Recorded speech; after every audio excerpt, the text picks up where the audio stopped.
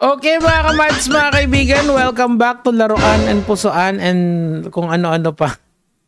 May bago na naman itong clip na to. Actually, ito yan Pakinggan na lang natin dito para mas maganda yung kopya. Salamat uli kay Miss Marion Honor. As an animator. Okay. And bakit ka nag-pop ng balloon?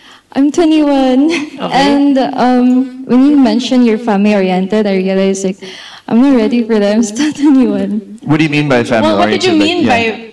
I'm not ready to be. Oh, siguro I think you misinterpreted the meaning of family-oriented. When I say family-oriented, Just close to your family. Love ko yung family ko. Love ko yung mom ko. Love ko yung dad ko. But not like to Sobrang start close a sa family. ko. That's what I mean by it's not that gusto ko ang pamilya. Okay. Does that change your mind or are you... Okay, so anahin muna natin na i-analyze muna natin to.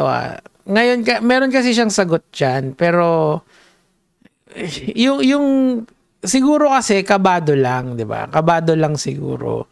Kaya ganyan. Kasi meron naman yan na yung mental block na tinatawag. And mamaya papakinggan natin yung reason niyan. 'Di ba? You set on your decision Ngiting-ngiti si ate rito. ba? I'm alright. Actually, from earlier, wait, I have something to say. Okay. When you mentioned you need the right woman for you to be, better. I also think that you should also be better for yourself. You don't need anyone. Anyway. Ayun, di ba? Maganda naman yung sinabi niya Palagay ko talaga na mental block lang siya dyan. Kasi nga, yung mga ganyan kasi, especially kung hindi ka naman artista or vlogger or humaharap sa camera, minsan nagkakamali ka talaga. And there's no take two sa ganyan, di ba? Kasi nakita naman natin yung editing nito talagang isang buo lang. Tapos, ikaw, anong opinion mo? Ikaw, anong opinion mo? There's rarely an edit here. So, walang take two, isang roll lang siya. Pero sana next time, may mga editors naman siguro to, pagbigyan nila para yung mga tao na sumasali dyan, hindi masyadong mapahiya kapag nagkamali. Kasi nga, alam mo, iba kasi kapag sanay ka na pero pagka ganyan, medyo it takes a toll on you. So, I kinda understand it, but and of course, yung mga netizens kasi nagbabasa ako ng comments kasi galing dito yan sa clip na hindi yan. Ito, mamaya yan. Galing yan sa clip sa Facebook Papakita ko sa inyo para lang may So, yung mga tao, syempre, alam nyo naman dito sa internet, diploma o diskarte, tubag char. Sinabing mag-aral muna bago lumande. Ayan. Sobrang pag-iinarte, nabungol na. Words yan ito. Family-oriented can also mean having a strong desire to start a family. Hindi ganon. Ang orientation ko kasi is to have a family. Iba kasi yung family-oriented 'Di ba? Hindi yan yung use niyan. Pero at least dito merong isang tao na baka yun yung kanyang baka yun yung interpretation niya doon sa salita na yun. Pero let's not debate on facts, okay? Lagi na lang naman ganito internet Enak ng Tootsie Roll So, she did not misinterpret the word. It was just disconnect. So, I don't know. She totally had the valid response. Well, let's make it factual. It was the wrong answer. Clearly and plainly, mali yung sagot niya. Okay lang naman magkamali sa mga ganito. Understandable yan. Siguro naman sa 100 babaeng magkakaganyan, siguro 50% nun ay magkakamali. So it's all good. Walang problema doon, di ba?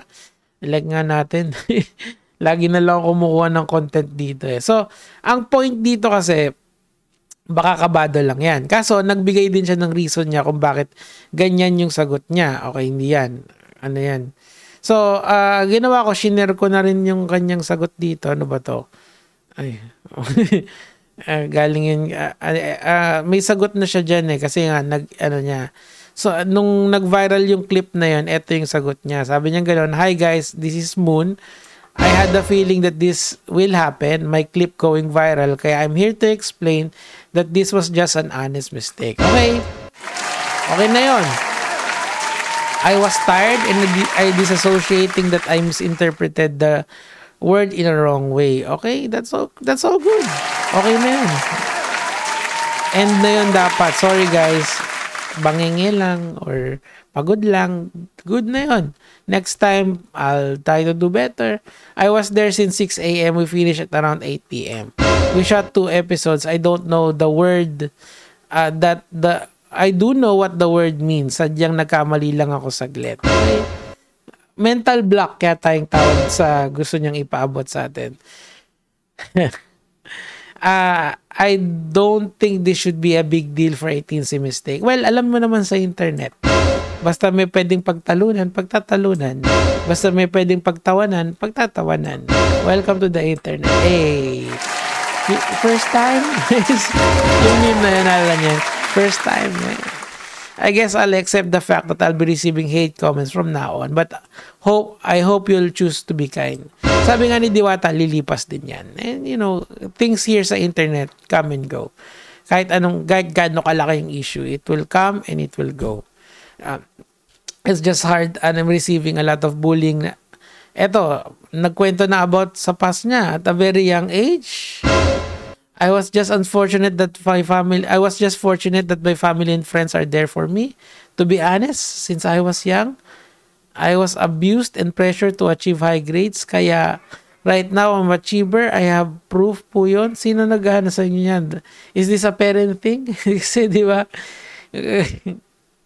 Sad lang, one mistake can lead to this. Well, it's the internet. Usually kasi prying eyes or the masses will magnify everything. Tell me about it. Sabi nga nila. Anyway, okay lang yan, Miss Moon. Meron pa namang second chance ang buhay lagi.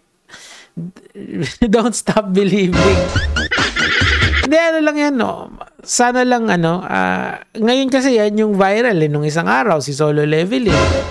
Nung isang araw naman, si Englishera. And speaking of Englishera, andito na naman siya. Ito, kaso nga lang, I don't think na this is true. Galing to sa Reddit kasi and I wanna share it with you. So, makakakuha tayo ng idea, okay? I heard through the grapevine, aka our common friend, that Englishera girl plans to sue the editor and or production team of online dating show for misinterpreting her. Representing her. How did that happen? Kasi when I was watching it, yung episode niya, full clip yun tatanungin siya, walang cut in betweens yun kung ano yung gusto mong sabihin, yun yung sasabihin mo. Tapos, magre-respond yung searchy, magre-respond yung tinanong. Diba? Ganun ganun yung balikan dun Usually, spontaneous nangyayari yun. Walang cuts dun. So, why are you going, kung totoo man to, why? And this is why I don't think that this is true. Kasi wala siyang sense. In a way kasi anong fault nung dating show na yon? If misinterpreting her, what's the anong ikakaso if in case na totoo? Cyber libel? Of course not. Kasi ikaw yung nagsasalita nag-publish lang sila 'di ba?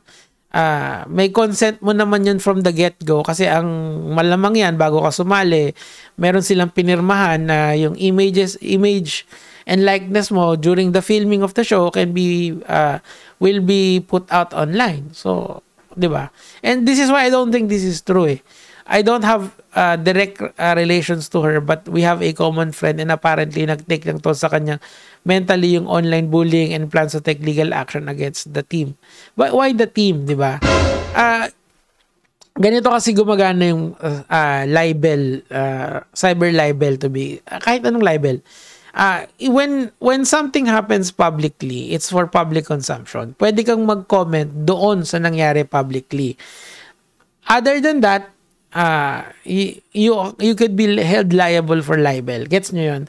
Halimbawa, merong best example nito, politiko. Okay, yung politiko, ang trabaho niya ay halimbawa ay mayor kunyari. Yung mayor na yon dapat kaayusan ng syudad yung kanyang aayusin, 'di ba? Yung trabaho niya, yung ayos ng syudad niya. So, when you criticize the mayor for his public actuations, yung mga ginagawa niya sa public, okay lang yon. But it's libelous if sinabi mo na halimbawa si mayor may kabit yan, si mayor sugarol yan.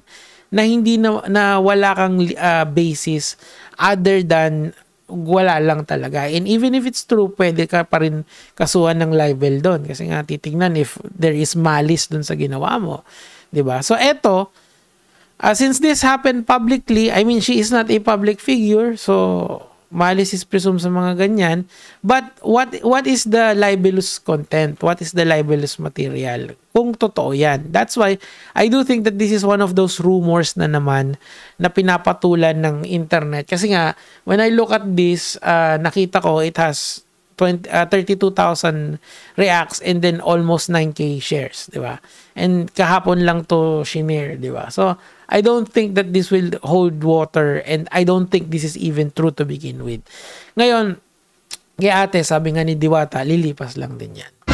Alam mo yan, yung mga ganyan, one-off lang yan. And you know, kung gusto niya mag-social media, okay lang ulit. Eh di, ano niya na lang, ayusin niya na lang next time. Meron pa naman pag-asa habang buhay, di ba?